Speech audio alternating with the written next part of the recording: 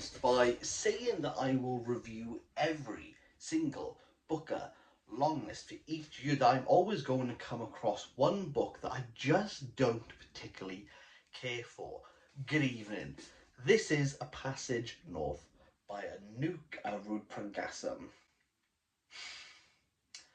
Where do I begin? Firstly, I should probably point out that you should go and check out the BOOCLUB, of which this is a part on, where there is a community of people who are probably going to say way more interesting things than me on this book that I didn't particularly care for. Why? This book is not going to be the book that you think it's going to be. Anuk Arudpragasam's story solely, wholly and completely follows Krishnan. Now, Krishnan is based at the moment in Colombo, at the south of Sri Lanka, and he gets news that his grandmother's former carer, Rani, who is in the northern province, has died. Hearing about Rani's sudden death, Krishnan decides to make a journey to the north of the country, and really we just have Krishnan moving from point A to point B. That is the plot. That's really all you need to know going into this story. There's nothing else going on. Plotless propulsion panders to ponderings. Yes, Arudpragasam is a philosophy student, and really this is a philosophy thesis, or some theses within the 10 chapters packaged within a fictitious book. How Arudpragasam has structured this story is that each chapter, to some degree, because philosophy is tangential at times, we're dealing with a subject, be that grief, be that love, be that desire, be that death.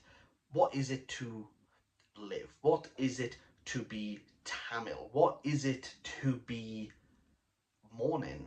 Krishnan bores the hole which the linchpin will sit for the argument, but this book has no dialogue. There is no conversation. This is solely Krishnan, and therefore this comes across not as an argument, but more of a lecture, and you can feel Arudpragasam shunt the drill as we are just propelled into thoughts galore. Another aspect of this book that I didn't quite gel with is that Arudpragasam has a essay-esque style.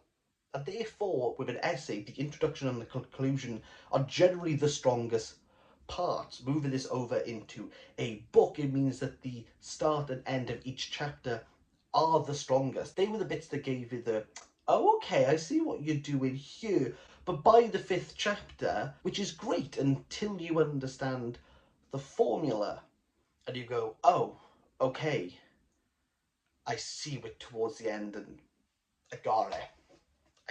Then you're just counting pages till you get to the oh moment. So many topics and subjects within this book that overlap, that interject, that interweave completely, that at times you kind of want Arudpragasam to slow down. I wanted him to focus more on the interesting things, such as the 30-year civil war in Sri Lanka that I knew very little about, and the rise of independence of the Tamil Tigers. I feel as though there was so much content in regards to subject and topic being spoken about that they overlap, they interweave, they interject, they contrast, they parallel each other, that you do feel that it's just a bombardment, and it's not helped with these sentences that